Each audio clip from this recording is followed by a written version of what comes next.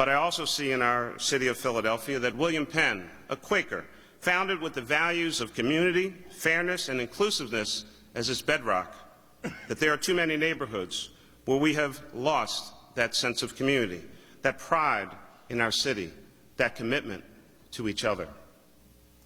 There are too many Philadelphians who don't feel safe in their own neighborhoods, whose children are stuck in low-performing schools, who are struggling to find work, and some who have even given up looking for a job. And I refuse to accept that we can or should move forward as a city if we have not done all that we can to include all Philadelphians in our progress. We must be willing to have an honest conversation about the things that are holding us back as a city and ask ourselves, what are we prepared to do about them together?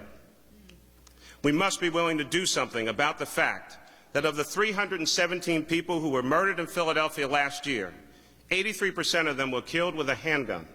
Nearly 75% of those killed, African American men. Nearly 80% of those doing the killing, African American men. A local and national epidemic that is insufficiently discussed, let alone taken on. Well, what are we going to do about this? Well, we're going to put more police on the streets. 120 new officers will be on foot patrol by this summer. But we must do more. We're going to continue to build partnership with the community through community policing and our Philly Rising program. Working with mayors around the country and with leaders in our own community, we've begun a serious adult conversation and have started to develop strategic plans to deal with the proliferation of illegal guns and the fact that people and their guns are wiping out an entire generation of African American men and boys.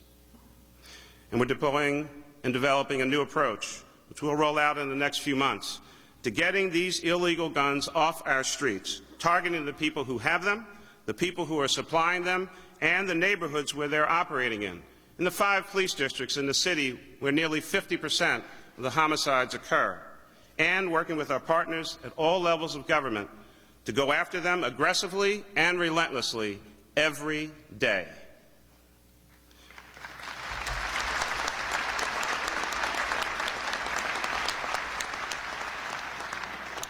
But while we say to those who hide behind their illegal guns that we will come after you and the people who are supplying these weapons harder and tougher than ever before, we must also be brave enough to extend a hand to those who want to put that gun down, to make a different choice.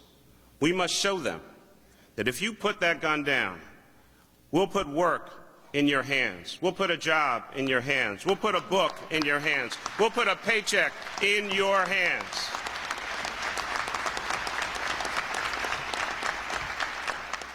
And we'll work with you to put your future back in your hands. Because some of these young kids that are terrorizing our neighborhoods are themselves just frightened kids. They're not all bad kids, and they weren't born like this. These are kids who lack opportunity, who believe that they have no future, that there is no door open to them. And when we have to lock them up, we also lock up their potential. 2 days ago, I visited our city prisons. This is a tradition started by Mayor Street.